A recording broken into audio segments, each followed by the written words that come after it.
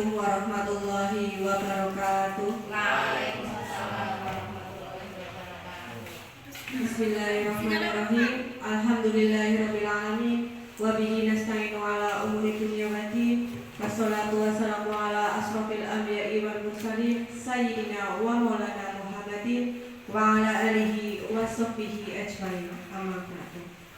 Yang terhormat Ibu Kepala Sekolah SD Negeri Grogol Beningsari, beliau Ibu Gajah Harsiah SPDSD. Yang saya hormati Ibu Umi Muslihatun sebagai narasumber CGP Angkatan 9, yang sangat kami banggakan Bapak dan Ibu guru beserta karyawan dan karyawati SD Negeri Grogol Beningsari. Puji syukur kehadirat Allah Subhanahu wa taala yang telah melimpahkan rahmat, taufik serta hidayahnya sehingga pada hari ini kita dapat berkumpul dalam acara Diseminasi Budaya Positif. Sholawat serta salam senantiasa kita panjatkan kepada junjungan kita Nabi Agung Muhammad yang kita nantikan syafaatnya besok di yaumil qiyamah. Hadirin yang kami hormati, izinkanlah saya sebagai pembawa acara untuk menyampaikan susunan acara pada hari ini. Acara yang pertama pembukaan, acara yang kedua sambutan kepala sekolah, acara yang ketiga penyampaian diseminasi CGP, dan acara yang terakhir penutup. Demikianlah tadi susunan acara pada hari ini. Marilah kita buka acara pada hari ini dengan bacaan basmalah bersama-sama. Semoga dengan bacaan basmalah acara hari ini dapat berjalan dengan lancar. Meningkat untuk acara yang kedua, sambutan dari kepala sekolah. Kepada beliau Ibu Gajah Harsiah SPDSD kami persilahkan.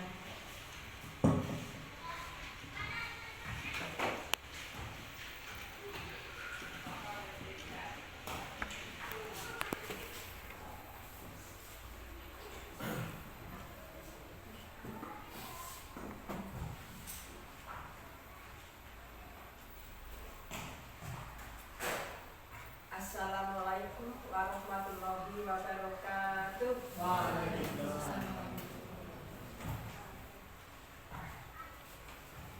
Bismillahirrahmanirrahim.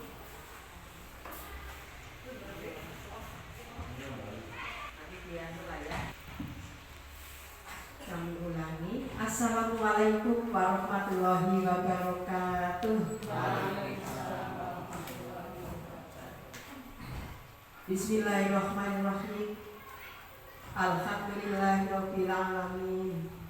Wassalatu wassalamu ala asrofil anbiya'i wal mursalin wa ala alihi wa sahbihi ajmain. Nama ba'du. Yang kami hormati Ibu Umi Muslihatun selaku narasumber di kegiatan Diseminasi Budaya Positif. Yang kami hormati Bapak Ibu Guru SD Negeri Grogol Beningsari dan tenaga kependidikan yang ada di SD Grogol Beningsari. Pertama, marilah kita bersama-sama memanjatkan puji syukur kehadirat Allah Subhanahu wa taala yang mana pada kesempatan siang hari ini, hari Kamis tanggal 26 Oktober tahun 2023, Allah sudah memberikan banyak kenikmatan, terutama nikmat sehat, nikmat sempat, sehingga kita bisa berkumpul bersama di acara siang hari ini. Sholawat dan salam mari kita sanjungkan ke junjungan kita Nabi besar Muhammad Sallallahu Alaihi Wasallam yang kita nantikan syafaatnya di yaumul qiyamah. Allahumma amin. Yang selanjutnya Bapak Ibu yang kami hormati, khusus untuk Ibu Umi selaku narasumber dalam kegiatan ini, bukan ucapkan apresiasi yang setinggi-tingginya Semoga apa yang sudah atau sedang diikuti dalam kegiatan guru penggerak kali ini nanti akan berjalan lancar dan sukses sampai di akhir kegiatan. Kepada Bapak Ibu guru yang kami hormati, terima kasih pula Bapak Ibu sudah bisa menghadiri kegiatan ini dengan harapan dukunglah Ibu Umi, berilah support sehingga Bu Umi akan tetap semangat dan nantinya bisa menjadi guru penggerak angkatan 9. Insya Allah akan selesai bulan Maret tahun 2024. Saya secara pribadi Bu Umi siap membantu manakala Bu Umi membutuhkan kami. Dan untuk teman-teman juga sama ya Bapak Ibu ya. Bila mana Bu Umi membutuhkan, bila mana Bu Umi membutuhkan masukan, saran, insya Allah Bapak Ibu guru juga siap membantu Bu Umi. Bapak Ibu yang kami hormati, pada kegiatan sore hari ini mari kita ikuti terus sampai selesai sehingga akan sempurnalah nanti untuk diseminasi budaya positif yang nanti akan dipaparkan oleh Bu Umi demi tambahnya ilmu untuk Bapak Ibu dan demi keberhasilan Bu Umi yang sedang mengikuti kegiatan ini. Kira-kira bersedia ya Bapak Ibu? Oke, terima kasih atas kesediaannya. Selamat mengikuti, kepada Bu Umi selamat berjuang. Semoga Allah akan senantiasa memberikan kemudahan dan kesuksesan. Kiranya itu Bapak Ibu yang dapat saya sampaikan. Mohon maaf atas segala kekurangan. Billahi taufiq wal hidayah. Wassalamualaikum warahmatullahi wabarakatuh. Terima kasih. Waktu saya kembalikan pada pembawa acara.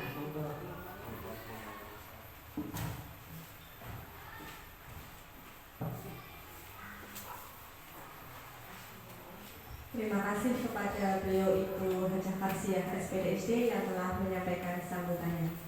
Meningkat untuk acara yang ketiga ialah penyampaian diseminasi budaya positif. Kepada Ibu Umi Muslihatun sebagai narasumber kami persilahkan.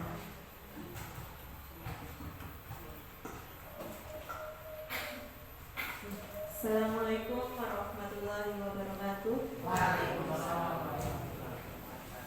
Bapak ikut dan di depan nih Bapak Ibu, supaya pada kegiatan siang hari ini tidak tegang. Mari kita tepuk semangat dulu ya. Sampai tepuk semangat.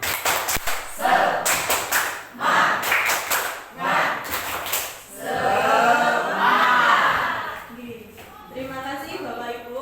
Sebenarnya di sini saya tidak ingin sebenarnya di sini kita belajar bersama gitu.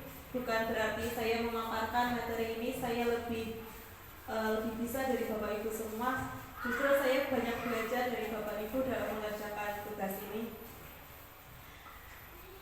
Untuk kegiatan pada siang hari ini, perkenankan saya untuk menyampaikan hasil yang sudah saya dapatkan selama mempelajari modul 1 kepada Bapak Ibu guru, dan semoga setelah ini nanti kita bisa bersama-sama mengimplementasikan ilmu bagi anak didik kita sehingga kita bisa menciptakan peserta didik sesuai dengan harapan kita. Yang pertama, nanti di sini yang akan kita bahas itu ada 8 poin. Yang pertama ada perubahan paradigma belajar, kemudian disiplin positif, nilai-nilai kebajikan, kebutuhan dasar manusia, motivasi perilaku manusia, posisi kontrol guru, keyakinan kelas, dan segitiga restitusi. Mungkin dari kedelapan ini Bapak Ibu sudah paham semua, gitu? Sudah seperti saya yang baru belajar. Ya. Kalau begitu nanti kita belajar bersama-sama. Di sini yang pertama ada perubahan paradigma belajar. Jadi ada paradigma pembelajaran dan paradigma lama. Di sini sistem pendidikan yang menempatkan siswa sebagai objek pembelajaran, bukan individu yang aktif menemukan makna belajarnya sendiri. Jadi mungkin pada dulu sebelum ada perubahan paradigma, kita mengajar murid hanya berfokus murid itu sebagai objek saja. Kita tidak sebagai guru belum memberikan kesempatan pada anak untuk belajar secara mandiri. Masih sebatas guru mentransfer ilmu ke murid seperti itu. Jadi kita akan memperbaiki cara pembelajaran berdasarkan paradigma baru, yaitu pembelajaran dengan paradigma baru merupakan pembelajaran yang dirancang berdasarkan prinsip pembelajaran berdiferensiasi, sehingga para peserta didik belajar sesuai dengan kebutuhannya berdasarkan tahap perkembangan sesuai teori psikologi modern untuk mewujudkan profil pelajar Pancasila. Di mana yang sudah kita ketahui, profil pelajar Pancasila itu ada 6 sesuai dengan kurikulum yang sekarang kita laksanakan, yaitu kurikulum Merdeka. Ada beriman bertakwa kepada Tuhan Yang Maha Esa dan berakhlak mulia, mandiri, bernalar kritis, berkebinekaan global, bergotong royong, dan kreatif. Tentunya ini yang kita inginkan, anak-anak didik kita memiliki ke-6 profil pelajar ini supaya bisa menghasilkan para generasi muda yang bisa lebih baik. Kemudian ada miskonsepsi tentang teori kontrol.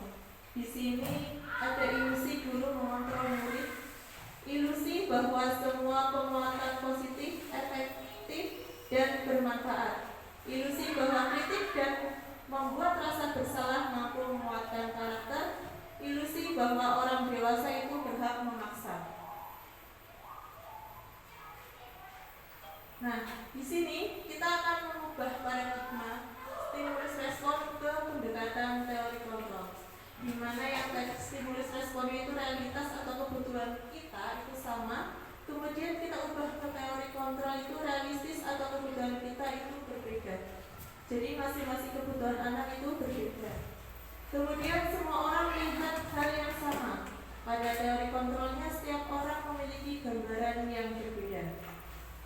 Kita mencoba mengubah orang agar berpandangan sama dengan kita. Padahal seharusnya kita berusaha memahami pandangan orang lain tentang dunia. Perilaku buruk dilihat sebagai suatu kesalahan. Pada teori kontrol yang dipelajari itu semua perilaku memiliki tujuan. Orang lain bisa mengontrol saya, tetapi hanya Anda yang bisa mengontrol diri Anda sendiri, bukan orang lain.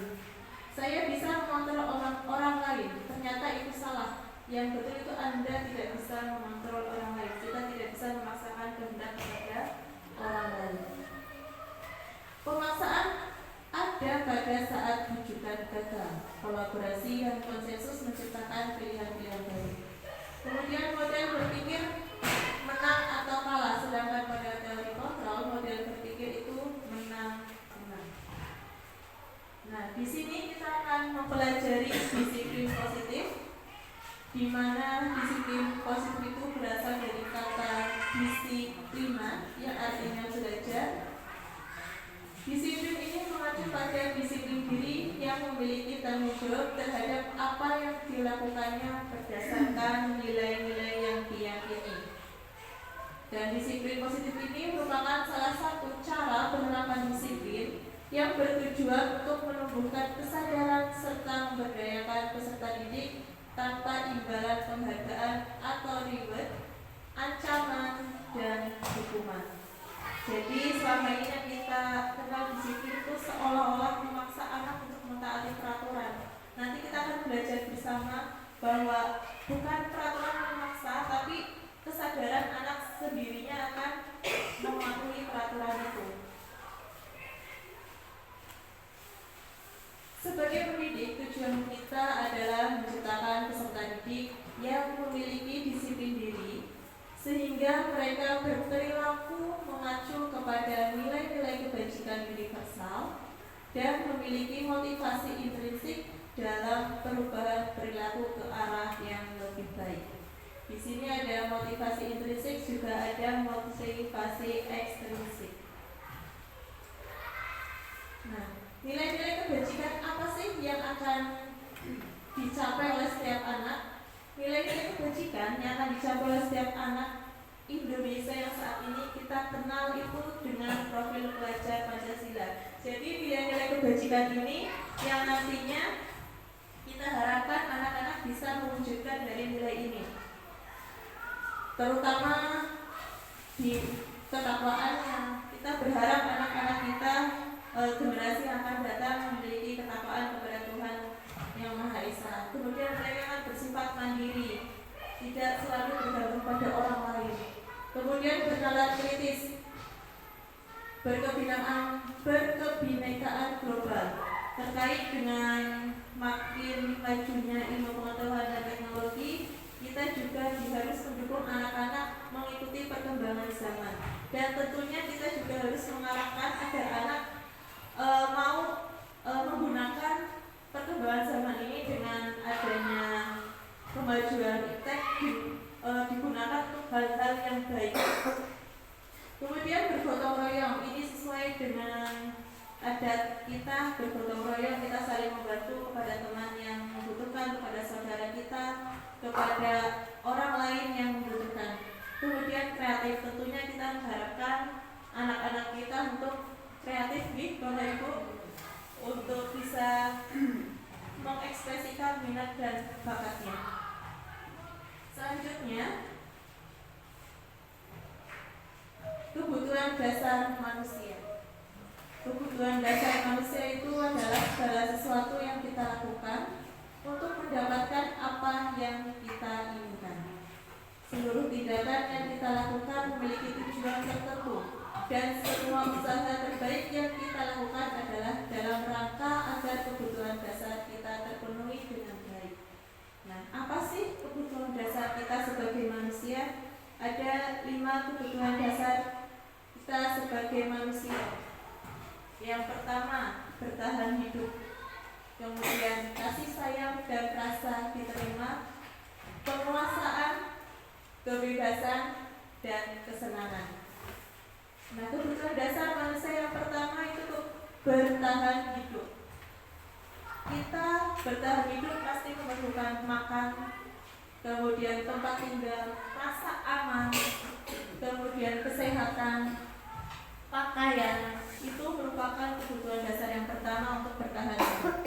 Yang kedua, rasa kasih sayang dan rasa diterima. Bagaimana kita bisa diterima, dipedulikan oleh orang lain, kemudian kita bisa bekerja sama dengan orang lain,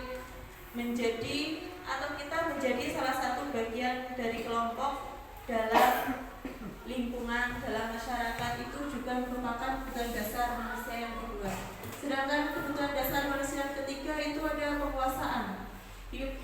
Kebutuhan yang ketiga ini, penguasaan ini berkaitan dengan harga diri, keinginan kita untuk dianggap, memimpin, berprestasi, diakui, dan didengar. Tidak hanya kita, Bapak Ibu, anak-anak kita juga ingin didengar pendapatnya, ingin diapresiasi prestasinya, ingin juga dianggap mereka merupakan bagian dari masyarakat Indonesia, merupakan bagian dari warga sekolah. Kemudian kebutuhan dasar yang keempat itu kebebasan. Yang keempat ini kita berisi tentang mandiri, memiliki pilihan, mencoba hal baru, dan mampu mengendalikan arah dirinya. Kemudian kebutuhan dasar manusia yang kelima itu ada kesenangan. Ini contohnya itu seperti bermain, humor, antusiasme, tertawa, atau bahkan jika kita sudah penat, kita butuh healing gitu Bapak Ibu, sekedar refleksi. Itu juga kebutuhan dasar kita sebagai manusia, yaitu kebutuhan yang kelima, kesenangan. Kita butuh menyenangkan kita supaya kita tetap sehat, tetap bisa melaksanakan tugas-tugas dengan baik. Kemudian motivasi perilaku manusia. Di sini ada dua motivasi ekstrinsik dan intrinsik. Yang termasuk motivasi ekstrinsik itu kita untuk menghindari ketidaknyamanan atau hukuman. Kemudian untuk mendapatkan imbalan atau penghargaan dari orang lain, bisa kita kenal reward biasanya, Bapak Ibu. Kemudian motivasi intrinsik ini yaitu untuk menjadi orang yang mereka inginkan dan menghargai diri sendiri dengan nilai-nilai yang mereka percayai.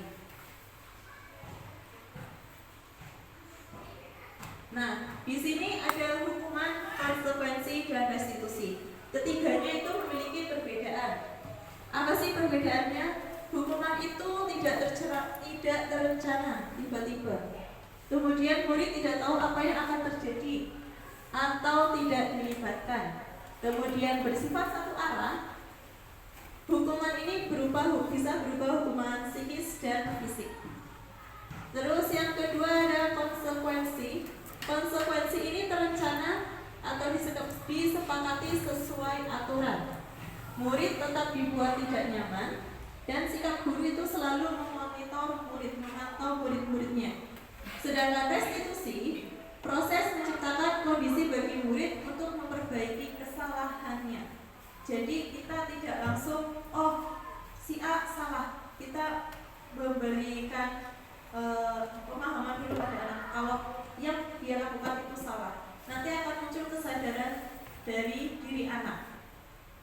Kemudian proses kolaboratif yang mengajarkan murid untuk mencari solusinya sendiri. Jadi solusi itu kalau kita restitusikan, solusi akan berasal dari murid itu sendiri, bukan kita sebagai pendidik yang mencarikan solusinya. Nah, di sini ada perbedaan hukuman dan konsekuensi. Kalau hukuman itu sesuatu yang menyakitkan harus terjadi, sedangkan konsekuensi itu sesuatu harus terjadi. Hukuman itu membuat anak sakit, bisa sakit fisik maupun sakit hati untuk jangka waktu yang lama. Bisa bahkan nanti saat anak itu sudah dewasa, kalau dia pernah dihukum dan itu sampai menyakiti hatinya sampai besar, mungkin masih teringat terus. Sedangkan konsekuensi itu membuat anak merasa tidak nyaman dalam jangka waktu pendek. Hukuman akan membuat anak membenci kedisiplinan, sedangkan konsekuensi anak akan menghargai disiplin.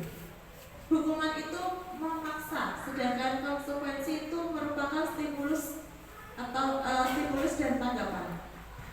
Hukuman itu mendorong anak menyakiti dirinya sendiri, sedangkan konsekuensi mendorong anak agar mudah menyesuaikan diri. Hukuman itu merupakan konsep diri yang buruk, sedangkan konsekuensi merupakan konsep diri yang baik. Hukuman itu anak belajar untuk menyembunyikan kesalahan. Biasanya anak yang bersalah akan takut dihukum sehingga dia tidak mau mengakui kesalahannya. Sedangkan konsekuensi, anak akan belajar untuk mematuhi peraturan. Hukuman itu marah, rasa bersalah, dipermalukan, merasa tak dihargai. Sedangkan konsekuensi itu kehilangan hak, dibuat tidak nyaman, diasingkan untuk sementara atau time out. Nah, kita akan belajar di sini. Ini ada kalimat kita akan belajar bersama. Itu termasuk hukuman atau konsekuensi. Mencatat 100 kali di dalam buku dengan kalimat saya tidak akan terlambat lagi karena terlambat datang ke sekolah. Ini merupakan hukuman atau konsekuensi Bapak Ibu? Hukuman. Bapak Ibu sudah hebat-hebat ini. Yang kedua, lari mengelilingi lapangan basket 2 kali karena terlambat hadir di sekolah. Hukuman. 15 kali karena tidak menggunakan masker ke sekolah. Nah, ini pada saat kemarin pandemi. Menggantikan kertas tugas teman yang telah dicoret-coret. Konsekuensi, iya, anak itu harus mengganti apa yang telah dia lakukan, dia harus bertanggung jawab. Itu konsekuensi. Kemudian membersihkan tumpahan air di meja tulis karena tersenggol pada saat belajar. Konsekuensi. Murid disuruh untuk tidak mengenakan sepatu seharian di sekolah karena tidak mengenakan sepatu hitam. Ini hukuman atau konsekuensi? Hukuman. Lari mengelilingi lapangan basket 2 kali karena terlambat 10 menit untuk pelajaran PJOK. Apa? Hukuman atau konsekuensi? Bagaimana, Bapak? Hukuman. Ini Pak Guru olahraga ya. Kita cek jawaban kita tadi betul atau salah. Mana yang termasuk konsekuensi dan mana yang termasuk hukuman? Yang mana?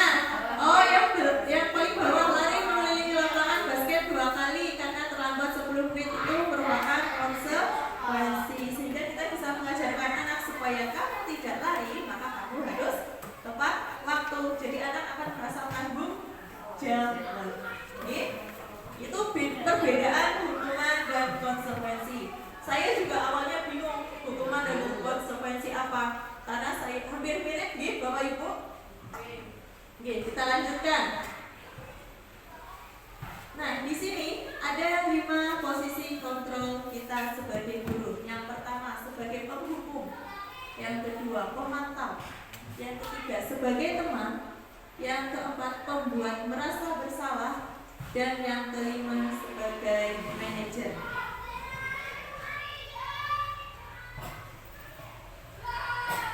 Nah, kita langsung ke contoh penerapannya. Di sini ada kasus siswa tidak memakai atribut lengkap saat upacara bendera.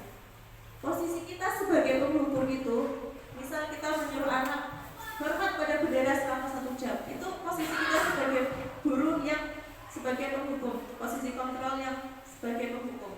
Kemudian pembuat merasa bersalah. Berapa kali ibu bapak harus memberitahu kamu selalu saja mengecewakan bapak ibu. Itu kita seolah-olah anak itu menjadi merasa bersalah. Nah, kita membuat anak itu merasa bersalah. Kemudian posisi kontrol yang ketiga itu sebagai teman. Kita mengibaratkan sebagai teman ke anak didik kita. Ayo dong ikuti aturan sekolah, tolong bantu bapak ibu ya. Sekali ini ya sudah, tidak apa-apa, lain kali jangan sampai berbuat seperti ini lagi ya. Kita bahasanya seperti teman. Ya. Selanjutnya pemantau. Kamu sudah melanggar peraturan sekolah, kamu tahu konsekuensinya. Setelah upacara, kamu beli atributnya ke koperasi dan jangan diulang lagi. Ini adalah contoh posisi kita sebagai pendidik, posisi kontrol guru sebagai pemantau. Dan yang kelima, kontrol guru sebagai manajer. Apakah kamu tahu kesalahanmu? Kira-kira bagaimana kamu memperbaiki kesalahanmu? Nah, di posisi yang kelima ini sebagai manajer, kita bertanya kepada anak, terus anak akan menjawab, oh iya ternyata saya salah, oh besok lagi saya tidak akan melakukannya lagi, tidak akan mengulang lagi. Dan diharapkan kita sebagai pendidik berada di posisi yang kelima ini, Bapak Ibu. Kita sebagai manajer, bukan sebagai teman, bukan sebagai penghukum, bukan sebagai kita pembuat anak itu merasa bersalah. Jadi kita yang diharapkan ini kita sebagai manajer. Yang sering bagaimana? Saya sendiri kadang masih sebagai penghukum, iya. Saya masih kadang sebagai pemantau, iya. Saya juga masih melakukannya. Dan saya akan berubah sedikit-sedikit untuk menjadi seorang manajer, tapi bukan manajer perusahaan, gitu. Kita sebagai manajer anak didik kita. Nah, di sini posisi kontrol, apakah aku kira-kira yang mana Bapak Ibu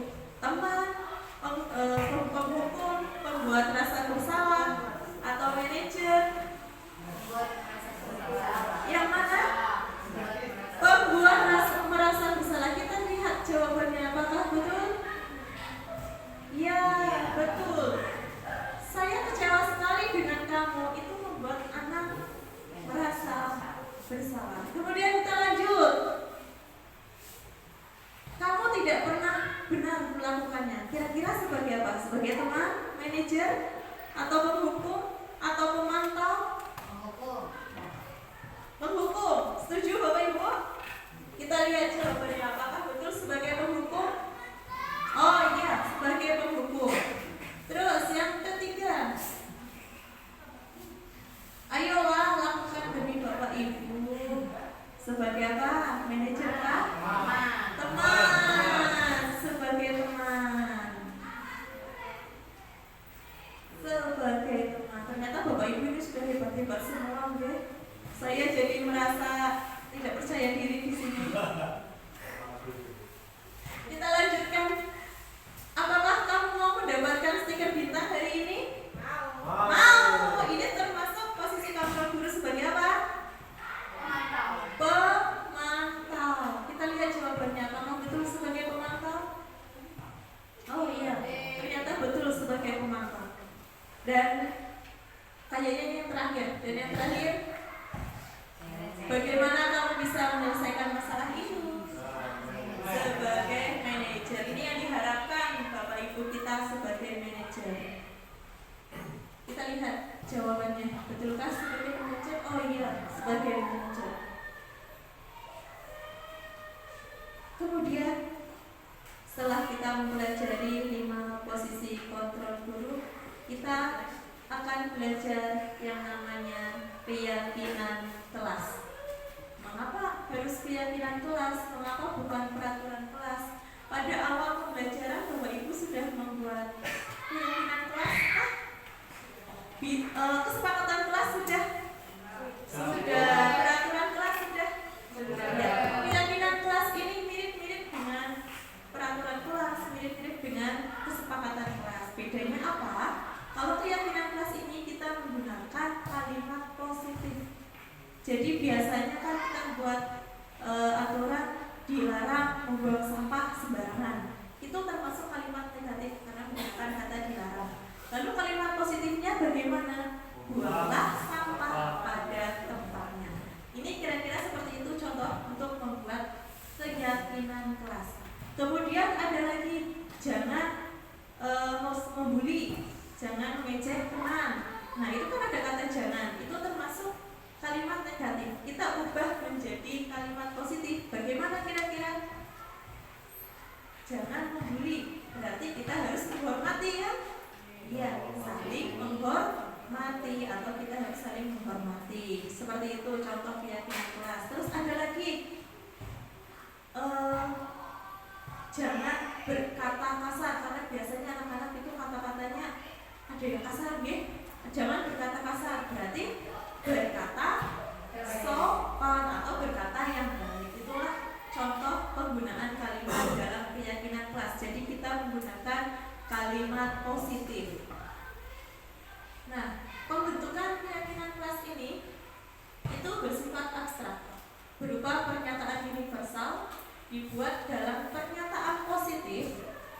Kemudian keyakinan kelas ini jangan terlalu banyak, karena nanti kalau terlalu banyak bisa jadi keyakinan kelas itu hanya berupa pajangan tok tapi tanpa ditaati atau tanpa dipatuhi oleh warga kelas itu. Kemudian keyakinan kelas ini lebih baik sedikit saja tapi yang mudah diingat, sesuai dengan kondisi kelas dan sekolah sehingga mudah untuk diterapkan. Semua warga sekolah atau kelas dilibatkan dalam membuat keyakinan kelas. Jadi keyakinan kelas ini dibuat bersama-sama dengan anak di kelas.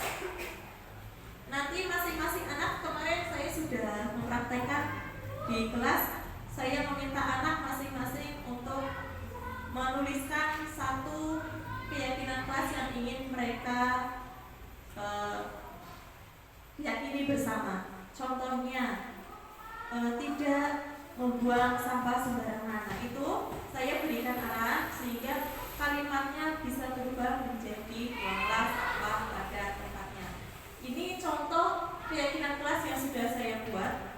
Tapi ini masih dalam 31 anak itu masih menuliskan sendiri-sendiri. Kemudian ini harusnya itu dikelompokkan jadi satu, sehingga dalam satu kelas keyakinan kelas itu hanya terdiri dari 7 atau 6 keyakinan kelas saja, supaya anak-anak dan kita sebagai warga kelas itu bisa meyakininya. Jadi jangan terlalu banyak supaya tidak hanya jadi pajangan, tapi bisa untuk dilaksanakan.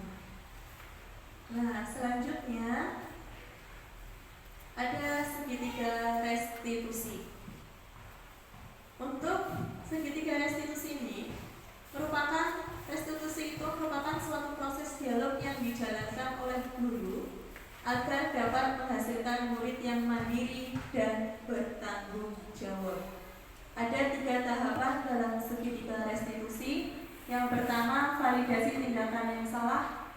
Yang kedua, yang pertama menstabilkan identitas. Tahap pertama itu menstabilkan identitas. Kemudian yang kedua, validasi tindakan yang salah. Yang ketiga menanyakan keyakinan. Nah, restitusi ini berhubungan dengan keyakinan kelas yang sudah kita buat. Dimana jika ada anak yang salah, jangan langsung kita, oh kamu salah, seperti itu. Misal ada anak yang datang terlambat ke sekolah, kita cari tahu dulu alasannya, kenapa kok bisa terlambat. Kita tanya dulu, kita gali dulu alasannya. Jika sudah ketemu, kita arahkan, kamu tahu itu salah. Kalau kamu tahu salah, besok kamu harus bagaimana? Oh, saya besok harus bangun pagi. Nah, itu kita mencari solusinya datang dari anak kan, bukan dari kita. Jadi ini yang dimaksud restitusi. Jadi anak akan menemukan solusinya sendiri setelah kita pancing, setelah kita dengan kalimat-kalimat sehingga mereka bisa menemukan solusinya sendiri. Kemudian menanyakan keyakinan. Nanti ini berhubungan dengan, oh kamu hari ini datang terlambat, berarti kamu tahu tidak keyakinan kelas yang mana yang sudah kamu langgar. Nanti anak mungkin akan, oh yang disiplin bukan harus datang tepat waktu ke sekolah. Nanti anak akan sadar sendiri kalau yang mereka lakukan itu salah. Ini adalah penerapan tahapan dari restitusi. Selanjutnya, nah ini ada bagian-bagian tahapannya. Itu tadi menstabilkan identitas. Berdasarkan prinsip membuat kesalahan adalah bagian dari proses pembelajaran. Tapi kita tidak berharap ya anak-anak kita membuat kesalahan terus. Jangan kita beranggapan membuat kesalahan ini proses dari pembelajaran. Jadi anak salah terus kita biarkan, oh dari itu proses pembelajaran, seperti itu ya. Nah, dalam menstabilkan identitas ini biasanya kata-kata yang sering digunakan atau yang bisa digunakan itu berbuat salah itu wajar. Tidak ada manusia yang sempurna. Bapak Ibu juga pernah kok lakukannya, tapi ini gitu. Kemudian Bapak Ibu tidak mau mencari tahu siapa yang salah, tapi Bapak Ibu ingin mencari solusi bersama-sama dari masalah ini. Kemudian kamu berhak kok merasa begitu. Misal diganggu, kemudian anak itu marah, ya wajar lah yang diganggu, yang marah kita saja sebagai guru. Kalau diganggu, misalkan posisi kita itu sudah tidak pas, juga kita marahkan. Nah, jadi ini yang dimaksud dengan menstabilkan identitas. Yang tahap yang kedua itu validasi tindakan yang salah. Validasi tindakan yang salah ini berdasarkan prinsip setiap perilaku berupaya memenuhi suatu kebutuhan tertentu. Kalimatnya atau kata-kata yang bisa untuk digunakan, kamu pasti punya alasan mengapa kamu melakukan itu. Misalnya ada anak yang makan di kelas. Nah, kamu pasti punya alasan kan kenapa kamu melakukannya. Iya Bu, tadi saya belum makan. Kan bisa jadi seperti itu. Misal anak datang terlambat ke sekolah, kita tanya, kamu pasti punya alasan kenapa kamu datang terlambat sekolah. Iya Bu, tadi pagi saya bangun pagi. Nah, ini yang dimaksud validasi tindakan yang salah. Jadi anak akan tahu, oh ternyata yang saya lakukan itu salah, tanpa kita sebagai pendidik, kamu salah, seperti itu. Kalau langsung kamu salah, pasti sakit hati ya. Tapi kalau anak diajak untuk, oh yang saya lakukan itu salah, mereka dengan sadar akan mengakui kesalahannya. Kamu patut bangga karena telah melindungi sesuatu yang penting buatmu. Misalkan ini diganggu, sedang mengerjakan tugasnya mau dicontek oleh teman, dia marah. Nah, dia patut untuk marah karena itu tugasnya. Dia tidak ingin tugasnya dicontek oleh orang lain. Kemudian kamu melakukannya karena mempertahankan sesuatu yang penting bagimu. Ini bisa jadi tentang tugas atau mungkin ada teman yang iseng mau minta uang. Ya jangan, ini uangku. Nah, dia mempertahankan apa yang menjadi haknya, yang menjadi miliknya. Ini. Kemudian tahap yang ketiga yaitu menanyakan keyakinan. Ini berdasarkan prinsip teori kontrol bahwa pada dasarnya kita termotivasi secara intrinsik. Nah, pada tahap yang ketiga ini kita menanyakan kepada anak, apa keyakinan kelas kita, nilai apa yang sudah kita sepakati bersama. Kemudian apakah kamu tahu keyakinan kelas mana yang sudah kamu langgar? Terus kamu ingin menjadi orang yang seperti apa? Nah, ini menanyakan keyakinan kepada anak. Nah, di sini ada, kemarin saya sudah memperhatikan tidak tiga restitusi dengan anak.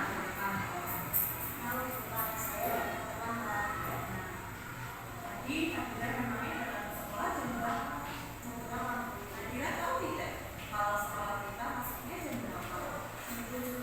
Kira-kira kalau Nadira berangkat jam 8, Nadira sudah tepat waktu? Belum. Nadira, saya itu pasti melakukan kesalahan. Dulu juga pernah dalam sekolah. Jadi, ya di sini berarti salah dan saya benar. Dan di sini mencari solusi bagaimana supaya Nadira tidak datang terlambat lagi ke sekolah. Nadira datang terlambat ke sekolah pasti punya alasan, kan? Kira-kira kenapa tuh bisa datang terlambat ke sekolah? Saya bawa kesiangan dulu. Kenapa kamu bisa sampai bawa kesiangan? Saya baiklah Nadira, kamu tahu tidak tentang keyakinan kelas yang sudah kita sepakati? Kira-kira kalau datang terlambat ke sekolah itu sudah sesuai belum dengan keyakinan kelas yang sudah kita buat? Menurut Nadira, keyakinan apa yang sudah kita langgar? Disiplin. Nah, kira-kira menurut Nadira disiplin itu penting atau tidak?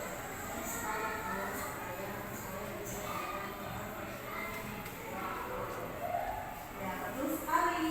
Dengan datang tepat waktu, dengan disiplin, kita akan lebih menghargai. Dan itu sangat penting bagi kita sehingga melatih rasa kepedulian kita terhadap orang. Ya, saya bisa terlambat ke sekolah. Saya minta maaf, Bu. Baiklah, Nadira sudah menunjukkan sikap yang baik karena sudah mau mengakui kesalahan dan meminta maaf. Kemudian, apa yang akan Nadira lakukan supaya Nadira tidak datang lagi terlambat ke sekolah? Saya akan Nah, kamu sudah tahu solusinya, sudah menemukan solusinya.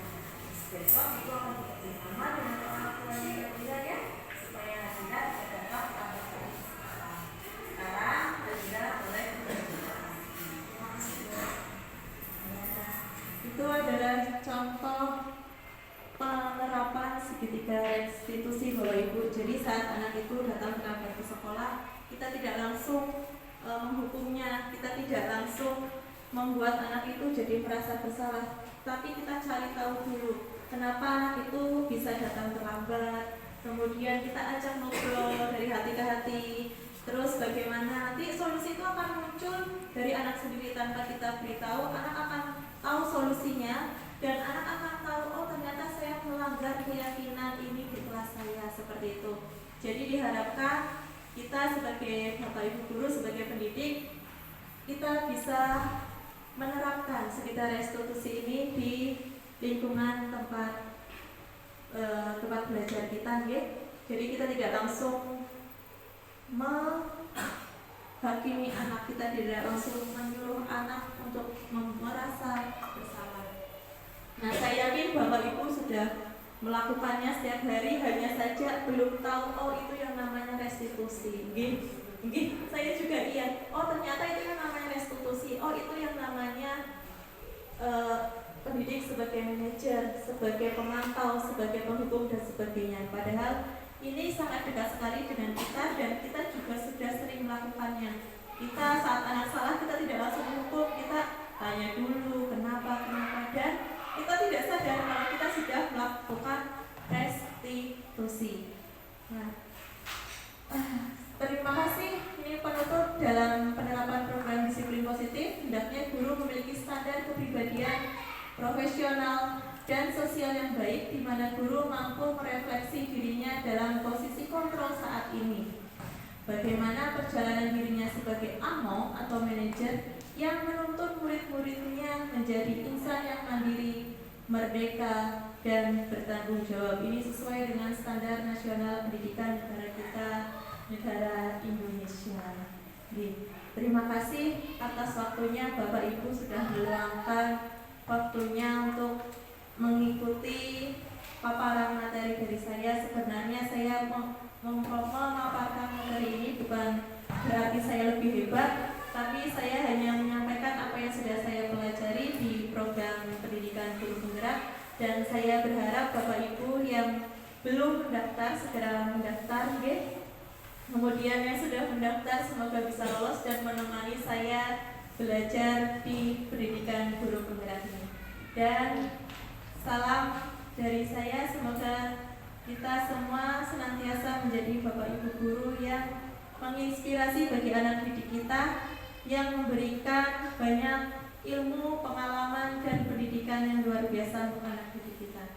Terima kasih. Salam guru bergerak, salam guru penggerak, tergerak, bergerak, dan menggerakkan. Wassalamualaikum warahmatullahi wabarakatuh.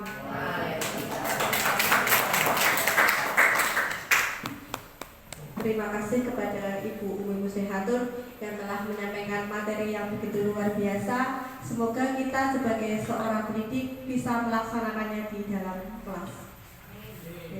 Meningkat untuk acara yang keempat ialah penutup. Sebelum acara ditutup, saya sebagai pembawa acara, apabila banyak kesalahan dari awal sampai akhir, saya mohon maaf yang sebesar-besarnya.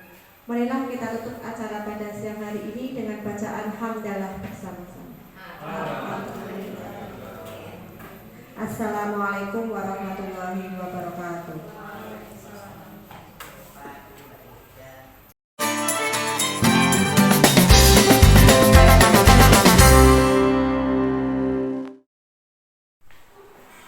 Assalamualaikum warahmatullahi wabarakatuh.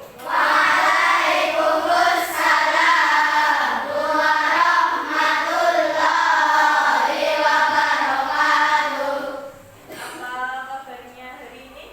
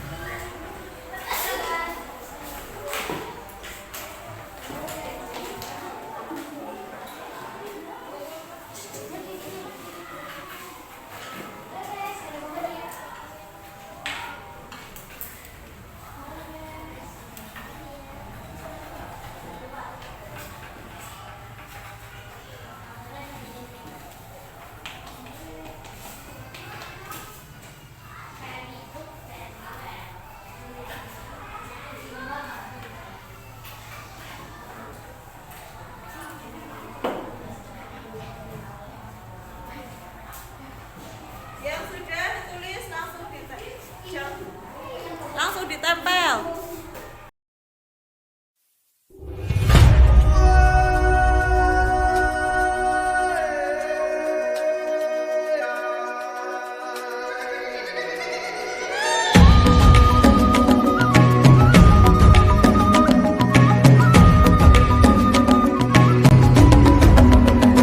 Bangun dan bukalah matamu, saatnya meraih mimpimu.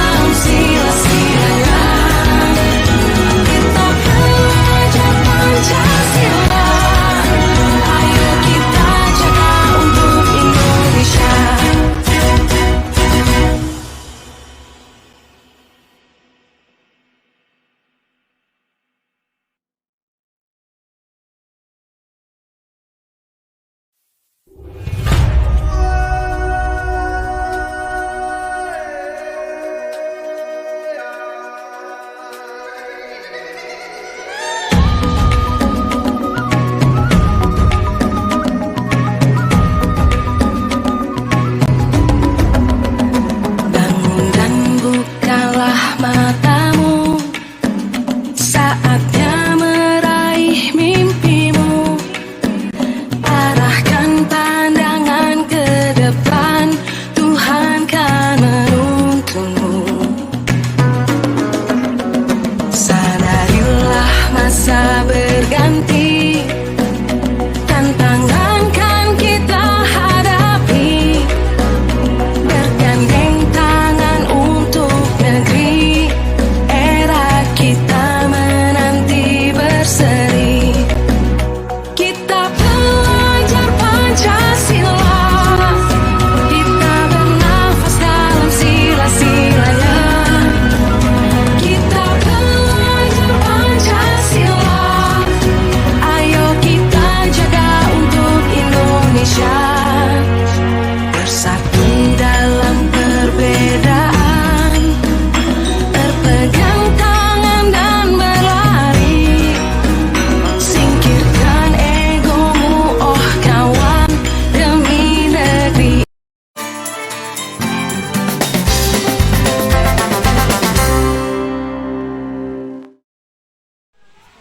Assalamualaikum warahmatullahi wabarakatuh. Perkenalkan, nama saya Fatih Fadil Syafiq dari kelas 5A SDN Negeri Purwodadi. Perasaan saya saat membuat keyakinan kelas senang sekali karena dapat melatih kedisiplinan saya. Terima kasih Bumi. Wassalamualaikum warahmatullahi wabarakatuh. Assalamualaikum warahmatullahi wabarakatuh. Perkenalkan, nama saya Chelsea Indah Cahayu Ningsih dari kelas 5A SDN Negeri Gunung Sari. Perasaan saya saat membuat keyakinan kelas senang sekali karena melatih rasa tanggung jawab saya. Terima kasih Bu Umi. Wassalamualaikum warahmatullahi wabarakatuh. Assalamualaikum warahmatullahi wabarakatuh. Perkenalkan, nama saya Safi Mukhtar dari kelas 5A SDN Gurgur Bening Sari. Perasaan saya saat membuat keyakinan kelas senang sekali karena dapat melatih rasa tanggung jawab. Terima kasih Bu Umi. Wassalamualaikum warahmatullahi wabarakatuh. Assalamualaikum warahmatullahi wabarakatuh. Perkenalkan, nama saya Putri Nawang Arung dari kelas 5A SDN Gurgur Sari. Perasaan saya saat membuat keyakinan kelas senang dan bersemangat karena melatih rasa tanggung jawab saya dan kami jadi saling menghormati. Terima kasih Bu Umi. Wassalamualaikum warahmatullahi wabarakatuh. Assalamualaikum warahmatullahi wabarakatuh. Perkenalkan, nama saya Zulkarnain Sabtu Alam dari kelas 5A SDN Grogol Beningsari. Perasaan saya saat membuat keyakinan kelas saya sangat bersemangat karena dapat membuat siswa kelas 5A saling menghormati. Terima kasih Bu Mei. Wassalamualaikum warahmatullahi wabarakatuh.